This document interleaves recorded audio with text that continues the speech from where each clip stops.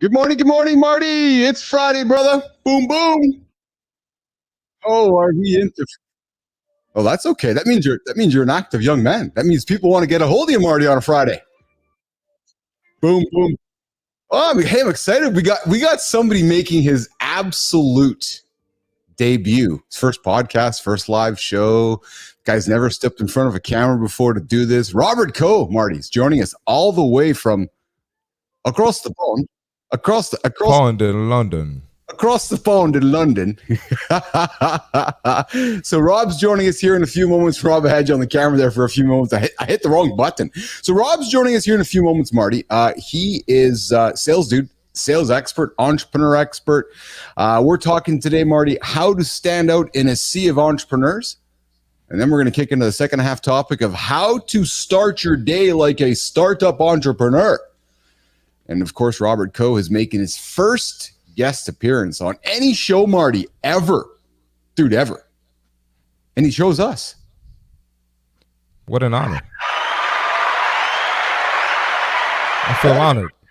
So do I. And you know what? I got to tell you, man. I know I speak behalf of you and me, but I feel very fortunate. We've had a lot of people knocking on our door saying, hey, can we be on the show? First timers and so forth. And it's been great. We got somebody joining us from the future next week. No way. And not just Enzo. Enzo's joining us here right now, of course. Enzo's back. Enzo is back.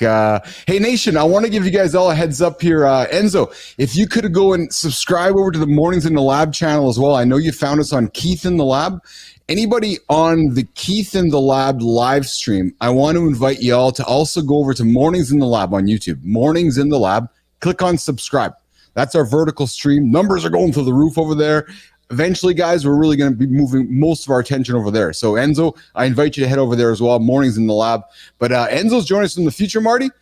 He's giving us some good mornings. And I will absolutely accept the group chat invite, Enzo. Thank you very much for that. But, Marty, somebody named Gareth or Garrett from Australia. He's a cyclist, CEO, AI expert, came knocked on the door yesterday. He's like, hey, I saw some great stuff you and Marty are doing on the show. Can I be on it? I was like, absolutely. No. I said no. You didn't say no. For you to say no, that person has to be on some weird stuff for you to say no. Thanks, Enzo, for subscribing. That's awesome, man. That's awesome. So Garrett's going to join us next week from the future. I was having some laughter with him yesterday. That's we got Enzo from the future and somebody from the past as well. So thanks, Jimmy, for the heads up regarding everything looking good there on the platform. Of course, we got the accountability check-in coming up. We get the Seamarty Fit tip of the day. But Marty, before we introduce Robert Coe here in about a minute, so Coe, get yourself ready, man. You're coming up here very shortly, pal. I know you can hear us. Marty, dude, our YouTube number is going through the roof yesterday again. Yes. Oh, man. Nation. You guys are coming out to support Keith and Seamarty, and we are extremely boom grateful for that. Marty, I got to tell you, man, when people are stumbling upon our content, they're sticking around for 12 to 17 minutes. We got some good topics, man, and we're getting a little controversial. We're funny. We got great guests. I think it's the best show on LinkedIn, something like that. Best show on LinkedIn, best show on I think it's YouTube, something like that. Best show on Instagram, the best morning show. Dude, I was in bed last night, and I was actually in bed. And my friend Dale Weiss, you've met Dale before. I think you have. He's one of my original BAPLs, actually, former NHL guy, Winnipeg guy. He's a good friend of mine. I'll introduce you guys coming up here soon. He sees all of our content. So I'm in bed last night, and I see my Instagram thing pop up, and he's like, hey, you want to come join me for a live chat? I'm like, okay. So I get into the bathroom, just get all dressed, and stepped out onto the patio there and did a live stream last night about 10:30, Marty, and got a bunch of new followers last night promoting our show. On LinkedIn? No, it was on Instagram last night. I did an Instagram. Oh, on Instagram. Instagram. Yeah, I did an IG. I missed that one. Yeah, so it wasn't under mine. It was under Dale Weiss's, but I jumped on there last minute and added a bunch of subs, which was a lot of fun. That was a lot of fun last week. What's up? Yeah, That's good what's up. conversation with Dale. So if you're listening right now, I invite you to subscribe to Mornings in the Lab on the YouTube channel. Marty was active on Threads yesterday. Come check out our Threads, the Threads channel as well. We got just growing everywhere. So And X. and X, 100%. Jimmy, I don't think I have an issue here. Do you have an issue? I'm not sure. But Enzo coming up here.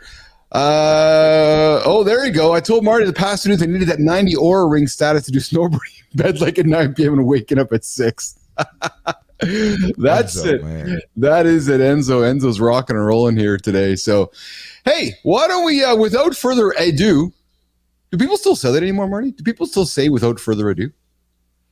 Not sure. You must be Chat GPT right now. No, I didn't say realm. We're not playing World of Warcraft. Listen, let's bring the energy down and let's invite the place for first, the Business Athlete Performance Lab, even first appearances. This young man making his debut appearance, never been on a podcast show, 25 years of experience building marketing platforms. He's co-founded over 40 of them, Marty. 40 of them. Sheesh. Dude, the dude's all over LinkedIn. He's the Jedi. I know we talk superhero stuff. And Rob and I might be a little bit older than you, but we talk Jedi and Star Wars stuff. This young man jumping into the lab right now, Marty. I'm gonna get the button ready, man. I'm gonna get the button ready. Jimmy, I got the vertical stream, man. Jimmy, you got to get the horizontal ready for this guy. Joining us in the lab right now, the LinkedIn shedder of life. No, shedder of light. Robert Coe. There he is. How you doing, guys? Can you hear me good? Oh, we can hear you loud and clear. Or maybe this is the better introduction. And Robert Coe. Oh, that's quite nice. Yeah, I love that. That's good, man. How are you guys doing? Dude, we're awesome, man. Exceptionally excited to see you in the lab today. I know we've been chitter-chattering, gathering on LinkedIn over the last number of months, and I've purely enjoyed your content. I love your sense of humor. Thanks, I love man. what you do on the platform there. And as Marty said, we're extremely flattered that you decided to join us here on the show for your first appearance, man. That's all right, mate. I'm pleased to be here, to be honest with you, dude. This last 11 months on LinkedIn has been like a whirlwind. It is one crazy place. It is a proper crazy place. Hey, hi, Brooke. How you doing? There's Brooke Svidar joining us. Good morning. Good morning, Brooke. Nice What's camera. up, Brooke? Nice camera, by the way. I'm feeling a little 4K envious. We can't stream in 4K. Can you not? I don't think this is 4K. I think I'm 1080p at the minute, but I don't know what it is. But you're 1080p. I'm 1080p. So, but Brooke launched a new camera yesterday, and she's like spitting out the 4K content, Marty. And I'm like, I need to step it up. I know this can do 4K, but I just haven't put it on that setting yet. But how are you guys doing, man? It's good to speak to you, actually. I got 4K envy. We can't stream 4K, so we got to kind of hang on 1080p here. So fair enough. That's where we're at. Alan Shearer, yes, it's exactly. Yeah, it is Alan Shearer joining us in the lab, Enzo. I get all sorts, mate. I'm sure you do. Robert, I'm awesome, man. I'm exceptional. It's a Friday today here in it's Friday everywhere, I guess, except in Enzo's world where it's Saturday. But I guess it's the American Canadian long weekend. You guys got some new government over there. I know we don't talk politics in the show here, but you guys got new government over there, Robert. We have got a new government. I won't get political because I can't stand two-party politics, man. It is like one of my, yes. It's so tribal and it's so negative and everyone's just nasty to each other. How we've not found a better system than two-party politics in 300 years is beyond me. It's incredible. It's madness, man. It is madness. So, it's madness. So Rob, you're the LinkedIn shedder of light. You're a Jedi. You've been around. You've done a few things. You've co-founded maybe a couple of companies, as Marty and I joked about. Two for. So just to give you a heads up, two of the companies I founded on my own. Yeah. Which are Robert Coe and Bilous. I launched 25 to 35. There's about 30 of them left platforms in the UK, which are business to business platforms over the last sort of 25 years, and I've trained probably 200-300 sales agents, I guess, in that time. So really sales is a big part of my life. It always has been. got you hung up on? So what moved you into the world of sales, and why sales, and how did you drive that career with sales? It's a weird one, actually. When I was 16, I left school. I didn't go college, didn't go university. I left school and I started working at London Stansted Airport. And at 16, my first job was to charter private helicopters and aircraft to very, very rich people from the Middle East. And people used to come to London and go to the horse tracks. And I was put on the phone within a week or two of being there. They obviously see that I could speak.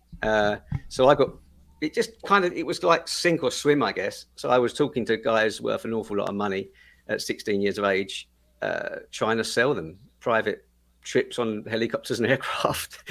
And that was how it began.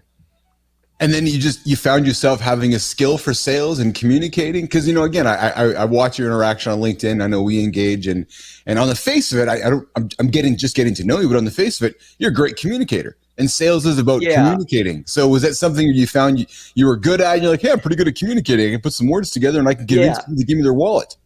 Yeah. I mean, I've got opinions that there are natural salespeople. There are definitely natural salespeople, but what I don't buy into the whole thing that everyone can sell. I think everybody can sell. Like literally every person has it in them to sell.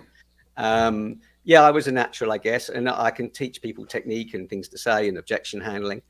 But I've not found anyone that can't sell yet in 30 years. I think everyone has got it in them to sell, and it's important, man. It is like so important to learn how to sell. I agree, Marty. Yeah. Rob, talk about the mindset that's needed for sales. A lot of people get in the game, they get a couple rejections, and it's like, I'm good. Yeah. So talk a little bit about the mindset needed. Yeah, well, so sales is a weird one because it's like people don't understand how important sales is to a business. So you get LinkedIn is actually it's a nightmare for it. I see it all the time. Guys set up really good businesses, but sales is kind of an afterthought, if you know what I mean. So they set up a business based on a really good service and think, I've got everything set. I've got my website set up, my landing page. I've got this awesome offer. But then it comes down to selling it, and everything comes down to sales. It doesn't matter what business you're in, everything comes down to sales. So immersion is the answer. You've just got to do it, and you've got to keep doing it and deal with rejection and learn from it. Because I compare it actually to, because you're obviously into fitness, Marty, and I think to a business, sales is protein to fitness, if you know what I mean. All right. So how important protein is to people in that quest for fitness. Yep. If you want to have a successful business, you've got to sell well, and you've got to work on your sales muscle.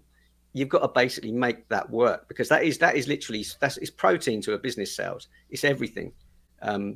People sell funnels and systems and processes, and most of the time it's a bit of a pipe dream. It's like, people want to set up a business and have the phone ring off the hook or get loads of inquiries come in, but you got to knock on doors. You just got to knock on doors and approach people and DM and email and work on that muscle, because it does take practice, but it can be done. Everyone can sell. Rob, what do you hate about sales? Man, this is going to sound really cheesy, but I don't hate anything about sales. Objection, I've never had a problem with objection. So if someone objects, I never kill a lead. So if someone says no to me, I don't consider that dead.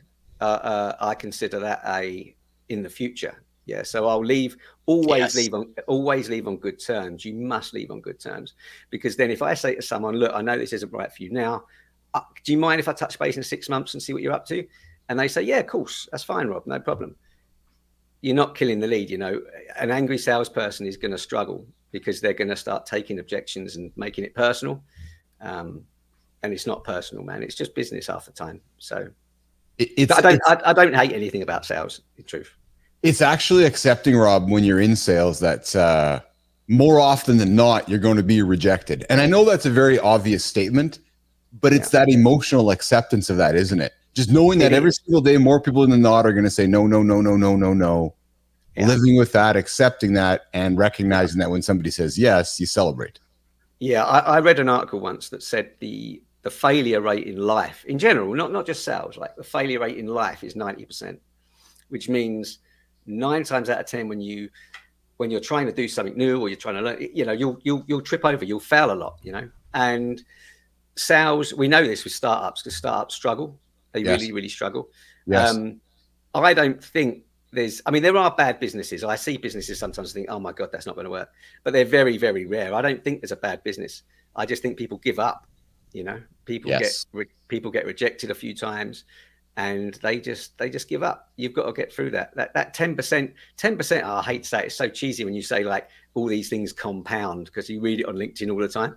But it does compound, because if you're closing 10% of your leads, most people will only make 10 phone calls or 10 outbound pitches a day. I'd rather speak to someone that's making 100 outbound pitches a day and getting 90 no's, but 10 yeses, because that person's got drive. You know, that person's like, I'm dealing with the sand being kicked in my face and the rejection, and I'm just going to keep pushing through and pushing through and pushing through. They're the ones that make their businesses work. Yeah, that's exceptional. Jimmy, we're going to move into the next segment here, because Rob brought up the key word. He brought up the key word this morning, and Marty, it starts with, yep, it's called F. Rob brought it up. He said the F word. Can you imagine? Like, it's not even, it's a quarter way through the show and the guy's dropping the F word already. Come on, nation. It's holiday weekend and our guest is dropping the F bomb. Marty, I don't know if we're going to invite him back. I don't know. Failure. Not feedback. Failure. Most of us fear it, but it's the best teacher. Failure equals feedback. When you fail, you learn. When you fail, you learn what doesn't work. You get better every single time, and there's absolutely zero shame in that. Embrace the process, business athlete nation. Embrace the idea of failure. Embrace the F words around you, because when you do that, the journey, the journey is so much more valuable than the outcome. And that's where the other F word happens. That's where the fun begins. Because success, I can tell you myself, and I know Marty can tell you himself as well. Success, it just doesn't happen, and it doesn't exist without failure. Success isn't avoiding failure. It's persisting despite it. So, as we continue the dialogue introducing the next F word, let's not avoid fear. Because fear, you're going to regret it more than failure. Failure, I'm telling you, it's only temporary. Regret, one more F, regrets forever. So, chase that audacious goal. I'm telling you, it's worth every risk. Never feel the failure. Welcome it, learn from it. And nation, on a Friday, use that failure to grow. There you go. There's your accountability check-in this morning. And I'm really happy that Rob just dropped it with the F-bomb, Marty. And he had no idea that we were going to introduce a whole diatribe of F words like failure and feedback and fear and all those other words that come up with the word F. But Marty and Rob, F is a big part of the sales alphabet, isn't it? Because you can fear a call, you can have failure along the way, you're going to get feedback. It's just the F is like the biggest letter in the salesperson's handbook. And you might say the actual F word. So, you know what? When he said that just now, I had to check myself. I'm like, did I drop an F bomb just then? You know what I mean? I was like, I'm pretty sure I didn't. He's a pro. I literally thought, did I? Maybe I don't know.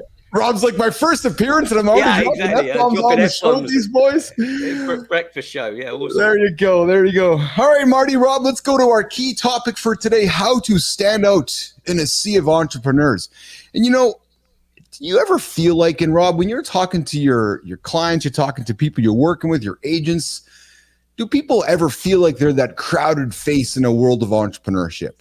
Over the next number of minutes, we're going to talk about the unconventional strategies that one might use to stand out in a world of sales, in a world of being an entrepreneur. Maybe using obscurity to your advantage, leveraging micro-influence, innovating despite constraints.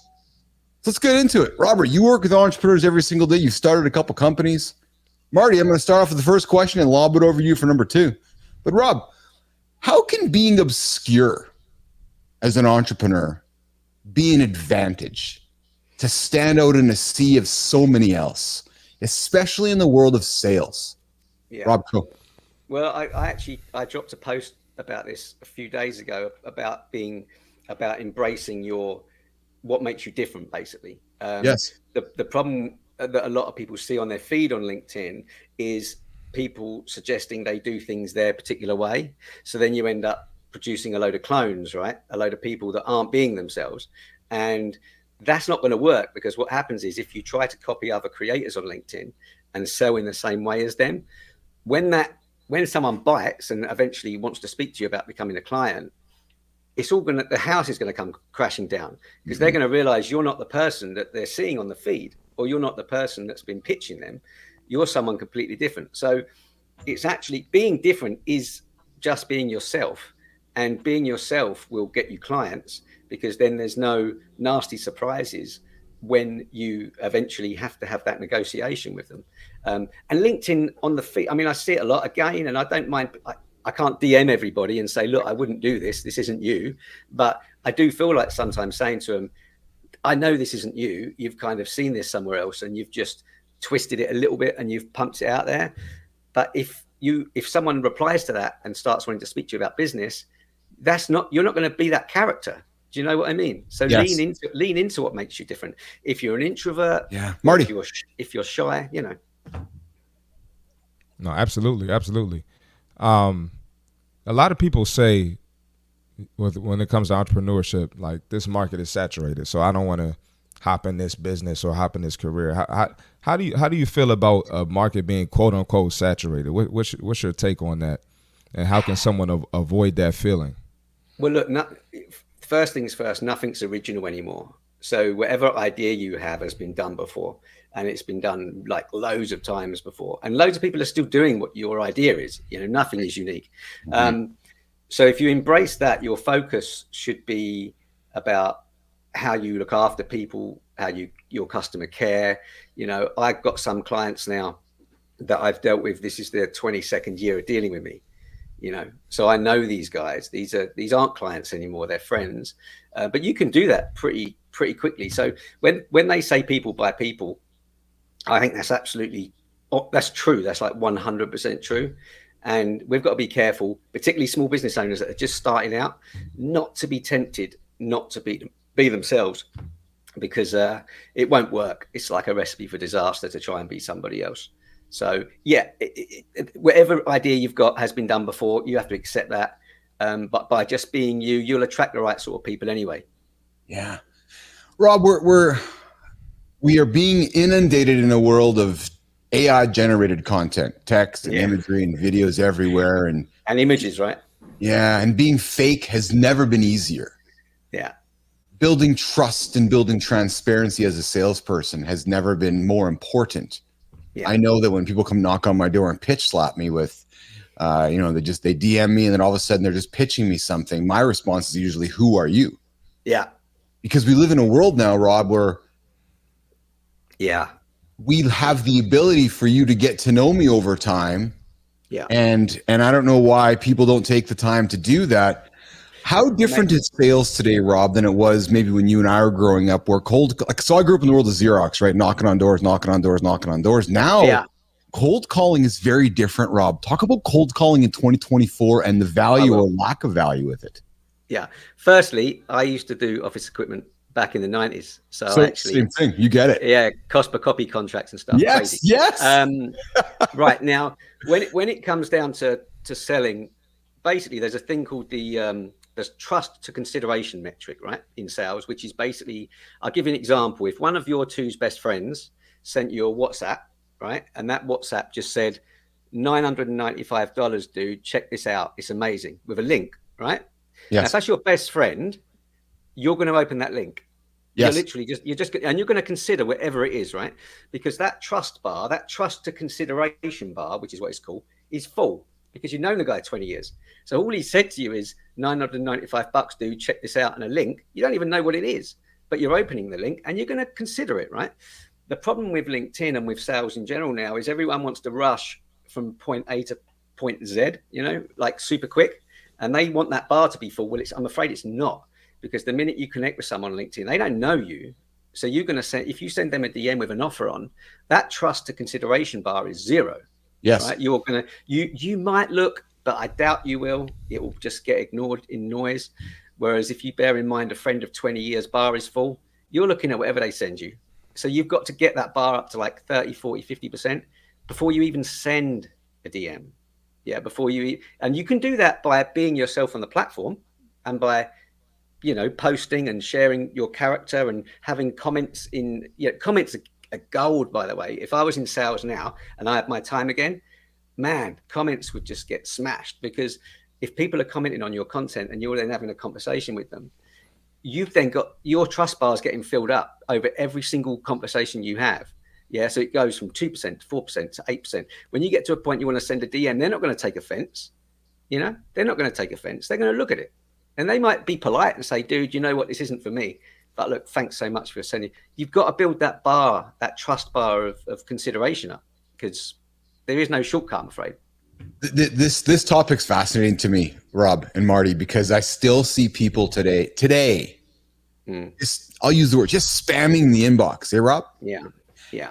And is that just somebody accepting that, no, I don't agree with Rob, I'm just going to spam because I know sales is a game of numbers. I used to sell photocopiers, and I know that if I knock on 100 doors, Marty, that, 88 are going to say, no, I'm going to throw 12 into the funnel, and out of 12, I'm going to get 2. There's an element of truth to that, by the way. There is, isn't there? There is an element of truth to that. You can spam 1,000 people, and you can probably get a bit of joy from doing that. But if you want to build a reputation and you want to get clients, there's a difference between an order, like a sales order, and there's a difference between creating a sales order and creating a client, right? If you want to create a sales order, go spamming everybody and process sales orders every day. But these guys will run away from you just as quickly as they came if you don't look after them. Whereas if you actually want to take the time to kind of nurture a relationship and then approach them, the foundations are way stronger, like way, way stronger. Yeah. Marty. Yeah, definitely. I was going to say too, I feel like when you spam people like that, that just comes off like super salesy, and it's not genuine, and you can feel the energy. So I get that a lot on, I don't want to say what platform I get that on a lot. I don't want to. I don't know who's watching the show. Yeah, you never know. Yeah, it is super salesy, Marty. It is. Rob, go ahead, Marty. Go ahead. No, go ahead. You good? Go ahead. So, Rob, selling without natural sales ability. Many people are like, "Oh, I'm not a salesperson. I'm not a salesperson. I can't sell." Yeah. And you, like me, or even like Marty, who just were communicators. Sales is just having the ability to communicate. Yeah. But Rob, talk about this idea of focusing on problem solving over selling, and leveraging social proof and testimonials, and creating that low pressure sales environment. If somebody listening right now is going, I'm not a salesperson. I'm listening to Rob, and everything he says is going in at one ear and out the other because I don't know how to sell. What are you saying to that person, Rob? Okay. I've, like I said earlier, I've not met anyone who cannot sell, and that's from 30 years of training people. So firstly, I think we can dispel the myth that there are people that just can't sell. I think everyone can sell. I think sales has changed. I think we are very customer care focused now, and we are about building relationships. I've got a history of cold calling. I used to cold call. Now that skill is hard. Not everyone can cold call. So if there's people out there that think, oh my God, I can't cold call, that's fine, by the way. You're okay to be, authenticity is key, but it's okay not to be able to cold call. That's a completely different skill. That's not sales. That's like a completely different skill set. Sales for me, if I'm talking to somebody, so I have someone come in who's never sold before, what I will say to them is, look, when you speak to someone, firstly, be yourself. Secondly, do not sell your product. This is a simple trick. Do not sell your product or service. Sell what you're going to do for the person. Yeah, because that is huge. So if you've got a service, you could talk about how good of a copywriter you are. Yeah, that's fine. You can speak for 20 minutes about how qualified you are and da da da da da. But if you actually speak to the person and say, this is what I would like to do for you, yeah, that person then sees you as an ally. They don't see you as a salesperson. You kind of flip it round. Yes. So you sort of say to them, listen, if I could work with you, this is what I would want to do for you.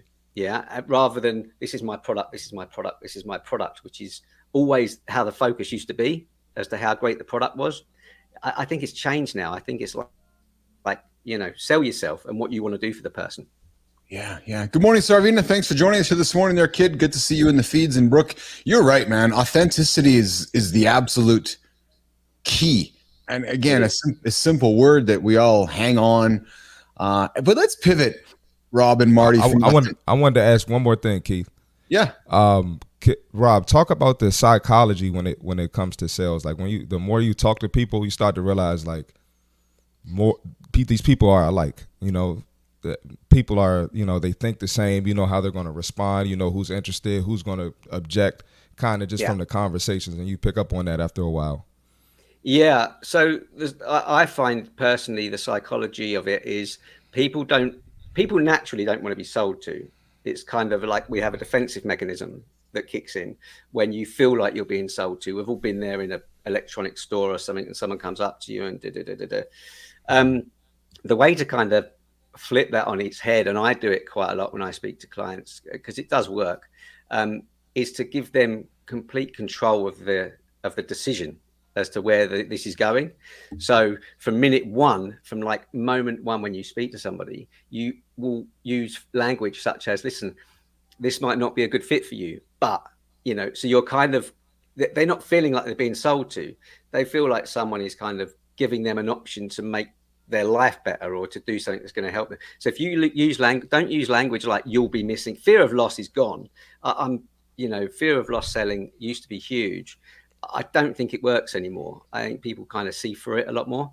Whereas if you approach someone and say, listen, this might not be a good fit for you. So you're in fitness, for example. So say I was a PT and I said, listen, man, this might not be the right time for you, but I've worked with people like you many, many times. I get a buzz from seeing the results that they get. When the time is right, you can come to me and you can talk to me and I'll just be completely open. No sales. I'm just going to tell you what I do and stuff like that. You'll immediately, your guard will be down because you'll be like, oh, this guy's not selling to me, man. He's just, he's telling me how good he is at something. And I've got the opportunity if I want to do it. And that's huge. Yeah. Yeah. Having a conversation with Robert Coe, sales expert, Jedi leader from the Star Wars Force, Seamarty Fit, myself.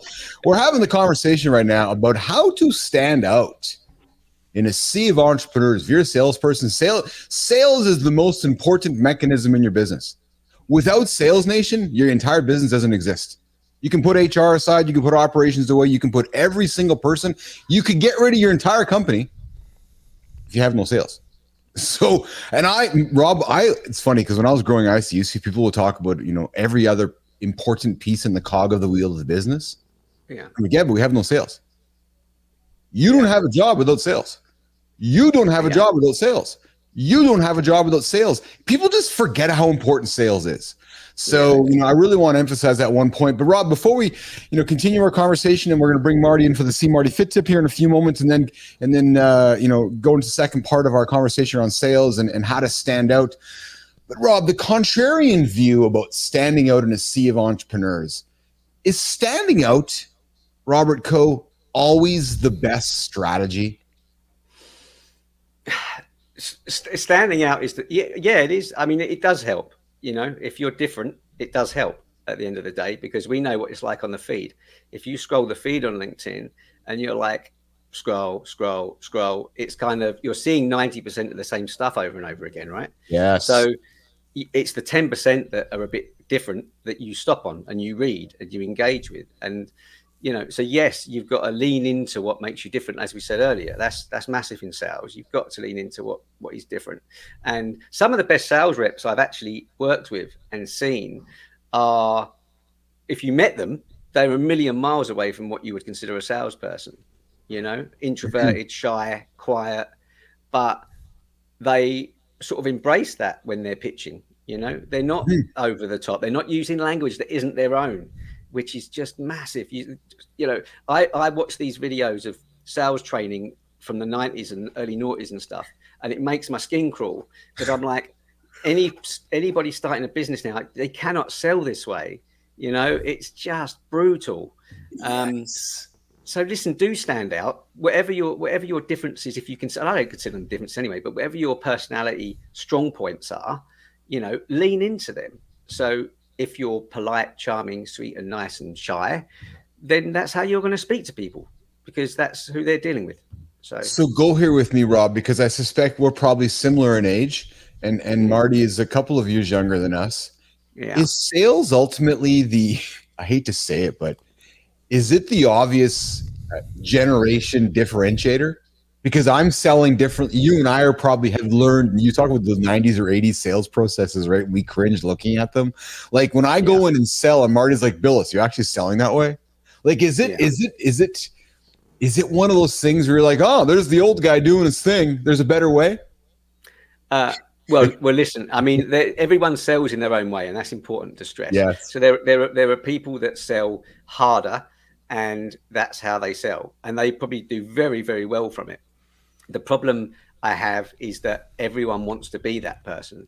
Yes. And not everyone can be a hardcore closer. Yeah.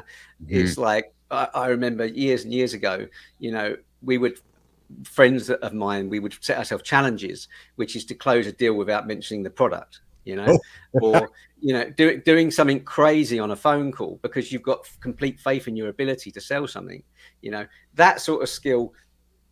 Yes, I think that sort of skill will phase out. I don't see the old style of telesales is going to phase out, because, cold calling isn't really rock and roll anymore. And I think kids that are in school now, I say this to everybody that will listen, that they should teach sales in school. Like, they should teach sales in school, because I agree. That's my opinion, is that if they dedicate an hour a week to teaching kids how to communicate, negotiate, and sell. Some people will be, "Oh, you can't teach. We don't want a whole generation of people selling to each other." Yeah, we do want a whole generation of people selling to each other, because these guys are going to want to start their own businesses and stuff. And if they're leaving school with absolutely no idea of how negotiation works. So yeah, there you go. But that's not talking about cold calling. That's just the ability to negotiate. No, but you're right. And I'm going to ask you as a closing question here in a moment, but it's fascinating to me, Rob. We talk about business, and we talk about, all these business schools and these business courses, and kids go to high school to learn business, but we don't learn about sales, which is it's the foundational part of a business. Yeah. And it's surprising to me that we don't have those conversations about how to convince somebody how to sell, or how to communicate to sell, or how to communicate to buy, et cetera, et cetera. Yeah. I mean, this podcast, for me, talking about this isn't about offering a fix to somebody. I'm not going to fix somebody in an hour as to how they can sell and make loads of money doing what they do, right?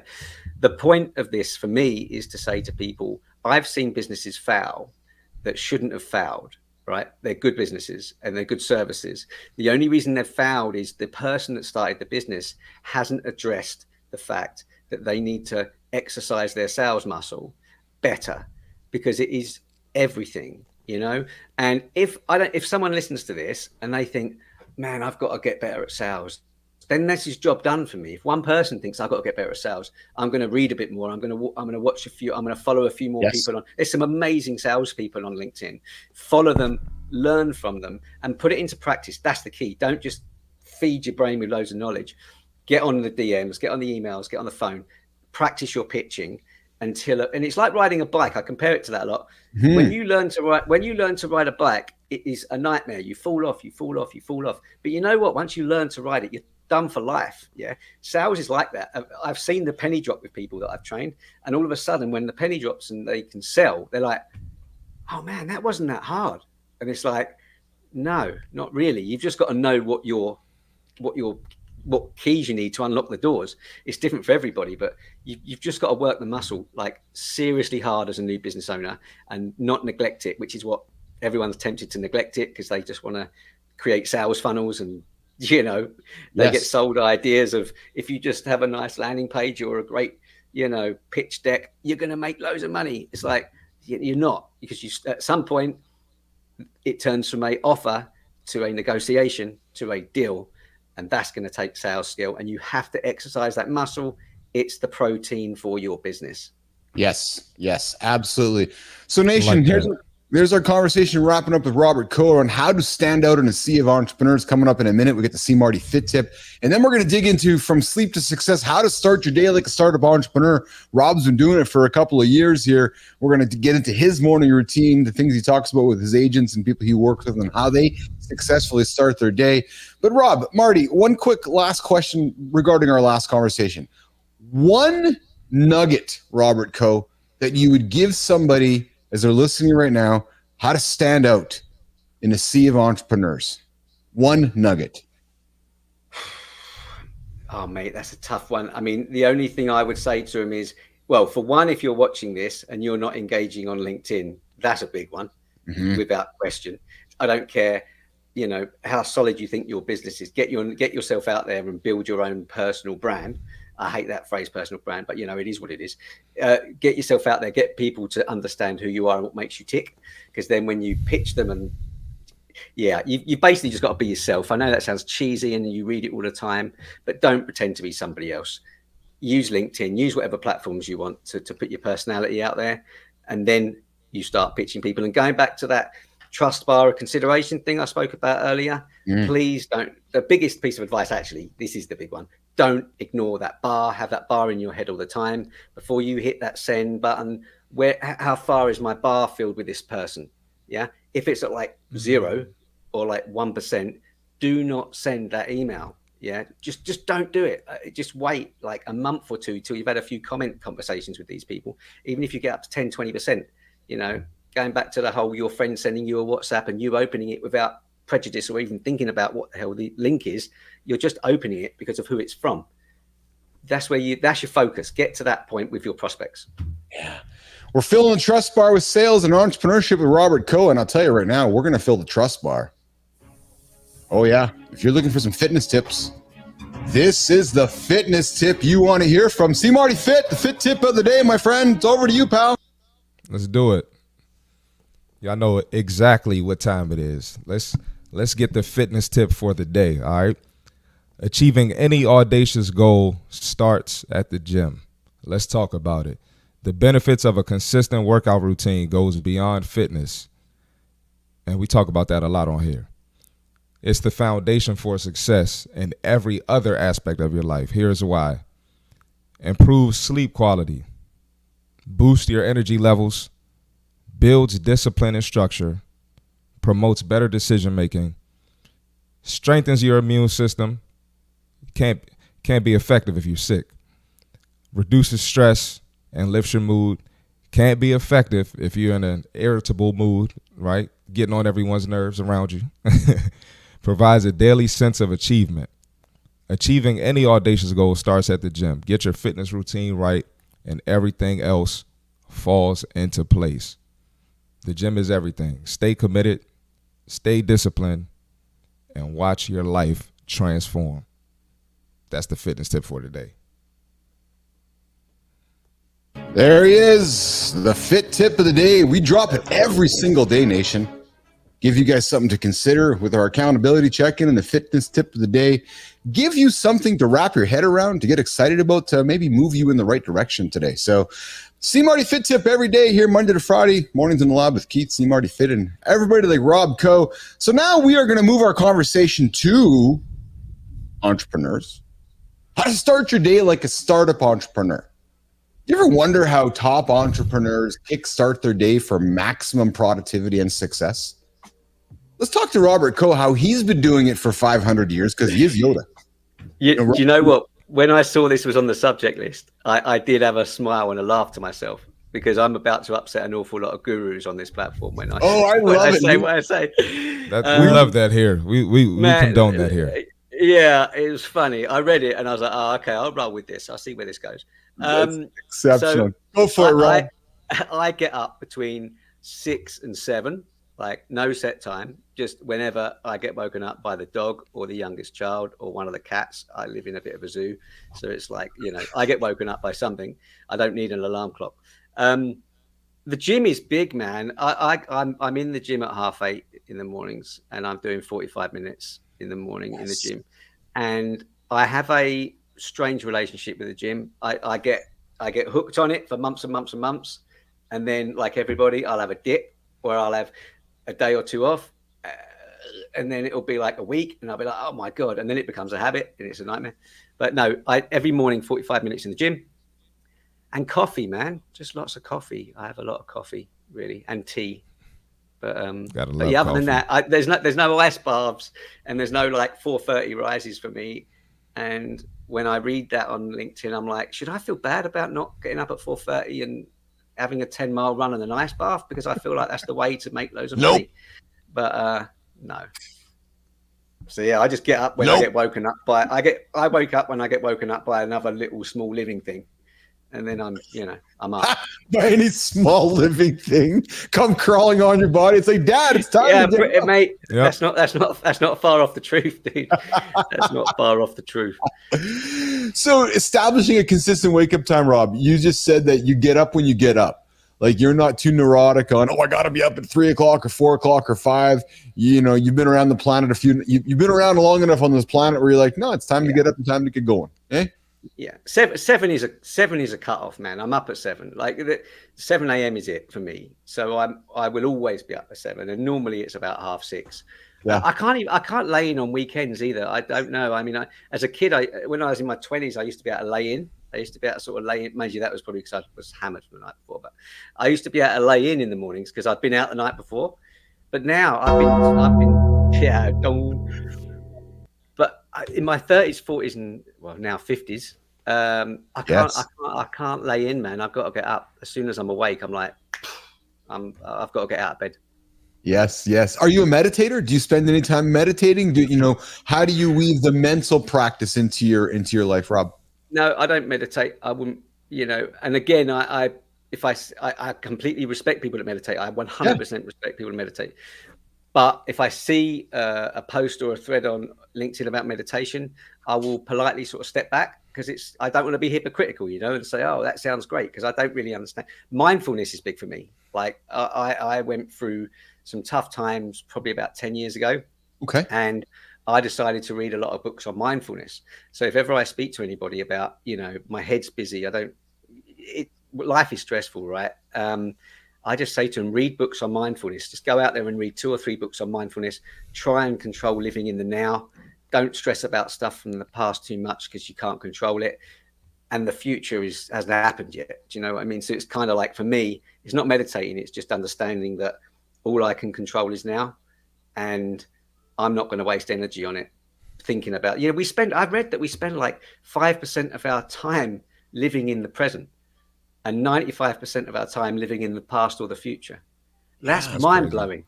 And children have this skill, like a lot of animals, until the age of about 3 years old, where they live in the present all the time. So you take a 3-year-old kid to the same play. We all know this, actually, if you've had kids, but you take a 3-year-old kid to the same playground every day, and the playground is nothing special. It's just a playground, right? They get excited like it's the first time every time. They're like, this is the best thing ever. Oh my God, I'm at the playground. Then that drops out of them at 3-4 years old. It starts leaving them, and then they get bored, because it's like they're not taking pleasure out of being there. It's just like, oh, we were here yesterday. Oh man, I bet we're going to be here tomorrow. So yeah, mindfulness, mate, is big. I don't meditate, but you never say never, I guess. You start today at the gym. You get up naturally. Mindfulness is important to you. Yeah. Talk about fueling your body. Talk about hydration. Marty and I talk about it all the time. Fuel and hydration. Those keys to moving ourselves through the day. Are you an intermittent faster? Do you eat regularly? What are some of the tips and tricks you'd offer an entrepreneur right now who's maybe struggling with their eating habits, and how you weave that into your life, Rob? So I do weigh myself every morning, which some people find excessive, but it's just part of my routine. It's along with brushing my teeth. I just hop on the scale, see where I'm at. I eat fairly normally. If I have a cheat day, if you want to call it that, if I go out and have a big dessert, and I'm more than aware of what I've done, So then I'll kind of compensate over the next day or two. I think most of it, like dietary control, people get really, really strange guilt when they eat bad food. What they don't realize is that guilt has no value whatsoever. You can undo that within a day or two, right? So don't like beat yourself up because you're out having a dessert. Just the next day, just think, well, I'll take it easier. I'm you're not having a dessert every day. So whatever, you got to live a little bit. But yeah, no, I'm conscious. I drink a lot of water, like crazy amounts of water. The guys in the office here, I've sent them all out. They're not here, but they laugh at me because I'm in the toilet every like 2 or 3 hours because I just down water like crazy.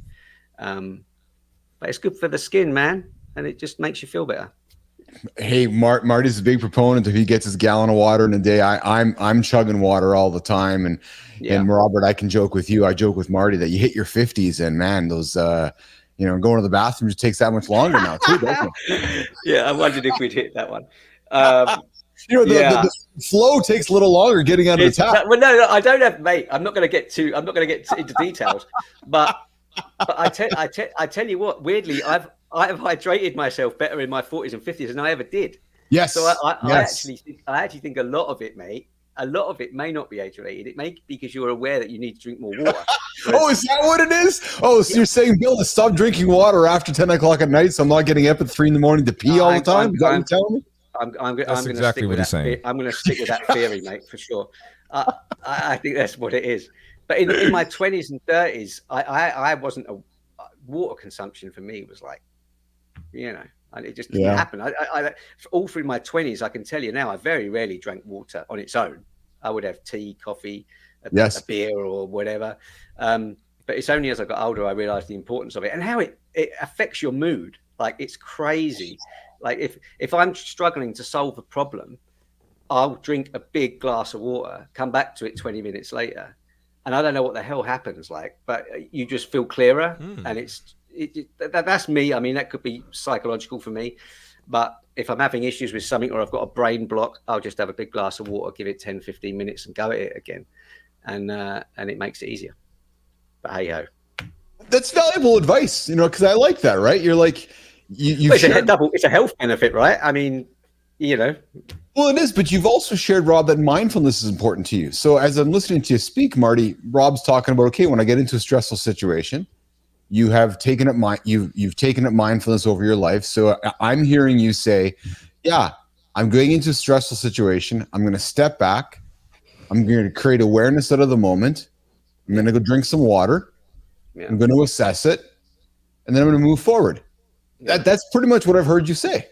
Yeah. Yeah, it's pretty much. Hydration is big for me. But yeah, I don't know. Maybe it is part of the process of just stepping back and taking 5 minutes out. And if I'm doing that and hydrating at the same time, then that's all well and good. But yeah, the morning routine thing, dude, that did make me laugh when I saw that.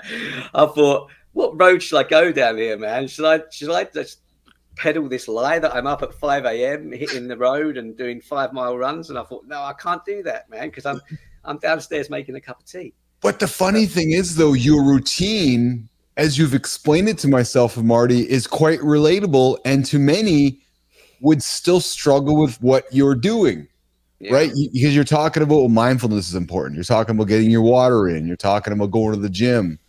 Like those three things, Keith and Marty, we're building a business on this. Yeah. The trick is doing it consistently. And then when you get stuck, finding the courage to begin again. Yeah. Right. And knowing that you can begin again and not beat yourself up about beginning again. Yeah. I think people get hung up and stressed out. They stress themselves out sometimes, feeling they're not doing the right thing all the time. Yes. Without realizing that actually, tiny changes can make a massive difference. You don't have to be having ice baths or getting up at 4 a.m. or, you don't know, if you make a habit of yours to say, right, I'm going to hit 10,000 steps every day and I'm going to do that for a month. Yeah, that's huge, and it isn't that difficult to do. You just take a couple of walks. Yeah. And it's job done. But I think people, and again, I'm not sure LinkedIn is super healthy for this, because you do sometimes see the way people are living their lives, and then you don't get motivated. Actually, you get a sense of guilt of like, oh man, I don't ice bath. I don't do this. I don't do that. You know, I'm doing things wrong. It's like, there is no wrong or right, really. It's just, yeah. But my point is, small changes make big differences. Small changes make big differences. As we wrap up our conversation today, his first time appearance on any platform in the planet, Robert Coe. What a great conversation, Robert. We talked about how to stand out in a sea of entrepreneurs. We talked about your morning routines that you think aren't substantial, but actually are quite relevant, because people, I'm telling you, man, people struggle with consistency. So just the fact that you're sharing your own examples and just the reality of, no, I don't ice bath. And Keith and Marty talk about it all the time that we don't ice bath either. I'm thinking, Marty, that when you come to town in a couple of weeks, I might surprise you with an ice bath content experience. You'll be by yourself. I'll be sending Robert Coe a plane ticket to join me in London. He'll be like, no, you're by yourself, Bilous. You're by yourself. yeah. I can't stand the ice bath. No, man, it's not for me. My other half does cold lake swimming. And I'm like, yeah, I don't know how she does that. That's crazy. Yeah, I don't do it. Sir. I don't different do folks for different folks, mate. I mean, everyone's into their things, and that's not one of mine. That's not one of mine. That's it. All right, we're gonna wrap it up as we wrap up the week here. Wrap up our conversation with Rob. Dude, it was your first time. Was it as good for you as it was for me and Marty? I enjoyed it, man. I talk a lot, and I apologize about that. I do. No, you did great. But no, it was fun. I enjoyed it. I like you guys, man. You're top guys, and I wish you nothing but the best with this. And I hope it goes on from strength to strength. Appreciate that. Well, this is a talk show, so the fact that you're a good talker is helpful for Keith and Marty. Yes, it helped, right? He's a pro. There you go. Rob Coe, the pro. So Marty, Rob, we like to show love through jest. Yeah. And I'm just Marty. I got to look at Coe for a second here. Look at the dude. Look at the dude. He's got a professional mic. He's got a headset. He's got nice camera, and then he's telling us it's his first time doing this stuff. I don't know, man. I'm wondering if he might be pulling the wool over our eyes a little bit. He sounds great. He's a good talker. The audio quality has been spectacular. Coe, I think you're full of BS, man. It's not BS, man. I do sell sales training videos, man. That's what it is. That's what it is. That's what it is. I do sales training videos. Yeah. But no, you know what? There's one lesson from this for everybody quickly, because I know you're closing. Yes. Do something outside your comfort zone, because this is way outside my comfort zone, man. Like proper outside my comfort zone. Just do something different that's outside your comfort zone, because I might get into this, man, and I might enjoy it, and someone else might ask me on it if it's not been a complete disaster. So, just do something that's different to you, because this has been I've really enjoyed it, and I didn't know how it would go. So I appreciate you guys very much. I appreciate that. I appreciate that a lot. I know that Danny Del Vecchio with Shake and Danny made a comment on LinkedIn there saying, you're going to be in good hands with us, and Danny's a dude, man. Danny's a solid guy. Danny's on the show a few weeks back, and Danny's always welcome on our show. But you do some work with Danny, do you not, Robert? I've done work with Danny before. Yeah, I have done work with Danny before, but mainly our relationship is pretty much on the feed. But yeah, I've worked with Danny, but he's just such a nice guy. I mean, there's loads of people out there that just, Nat's amazing. There's just, I don't even know. There's so many people on there that I've a lot of great humans. But I love to give shout outs to the folks listening on the show, like Nat Berman, great solid dude, and Danny Del Vecchio. Hey Nation, if you need some video help, and video is taking off everywhere, got to go knock on Del Vecchio's door. He'll set you up. He'll get you set up with your videos. And if you need sales help, you go knock on Robert Coe's door. He's going to help you with your sales game. He's going to teach you how not to cold call like him and I sold photocopiers from 8,000 years ago. And he's going to teach you how to build relationships. And the one last tip I'm going to give you, Nation, is if you're going to come pitch slap me, don't pitch slap me. Don't pitch slap me. Don't pitch slap Marty. Wow. Build up that bar first, man. Build up that bar first, Keith. They got to build the bar of consideration up. Exactly. Then they can do it to you. Exactly. Yeah. And that's the key point, Nation. Build up the bar of consideration. Build the bar of trust. Come knock on my door. Come engage with my content. Come engage with Marty's content. And then when you feel the time is right, doom. Hey, Keith, yeah? I got something I want to share with you. Okay. Maybe I'll pay attention at that point. But you just pitch slap us, we're just tuning you out in 2024. So, All right, gents, let's get out of here. The weekend is here. Our show is over. We're going into overtime, and I'm going to have Jimmy getting on my case here in a moment. So we're going to get out of here, Nation. We'll see you guys on Monday. We got another big week, Keith Seamarty Fit, and then in 2 weeks, Keith and Seamarty Fit together in real life, creating content for you guys. So we're going to get out of here. Marty, we'll talk to you throughout the day, pal. I got a live Two Dads in a Lab show today here at noon Central Time. Di Manuel and I are reconnecting here after all of our kids have graduated and stuff. So we're jumping here today in the lab at noon. And then we're back Monday, Mornings in the Lab. We'll see you guys later. Subscribe to the channel, Mornings in the Lab on YouTube. And subscribe to the channel, Mornings in the Lab on YouTube. And subscribe to the channel, Mornings in the Lab on YouTube. We'll see you guys later. See you guys. Rob, thanks for coming up, pal. Cheers, guys. Cheers.